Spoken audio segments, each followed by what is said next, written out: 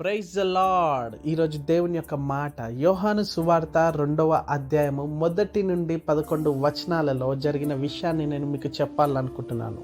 అయితే యేసు ప్రభు తాను చేసిన మొదటి అద్భుతం కూడా ఇక్కడే ప్రారంభమయ్యింది.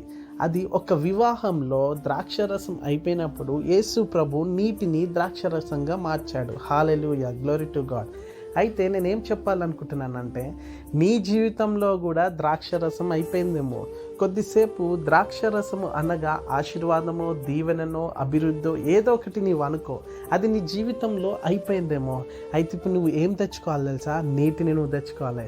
నీరు అనగా వాక్యానికి సూచన. నీలోనికి ఎప్పుడైతే వాక్యము వెళ్తుందో అప్పుడు నీ జీవితంలో గొప్ప కార్యాలు జరుగుతాయి.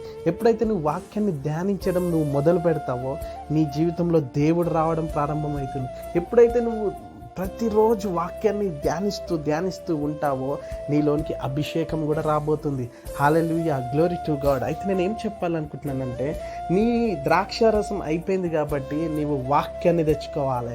అది ఎక్కడికి తెచ్చుకోవాలంటే నీలోనికి నువ్వు తెచ్చుకోవాలి. నువ్వు ఎప్పుడైతే వాక్యాన్ని చదవడానికి ఇష్టపడతావో నీ జీవితంలో నిజముగా గొప్ప కార్యాలు జరగబోతున్నాయి. ఈరోజు నువ్వు విశ్వసించి ప్రతిరోజు నువ్వు వాక్యాన్ని ధ్యానించు, నువ్వు కోల్పోయిన అన్ని నీ జీవితంలో రాబోతున్నాయి. హల్లెలూయా, గ్లోరీ టు గాడ్. ఆమేన్.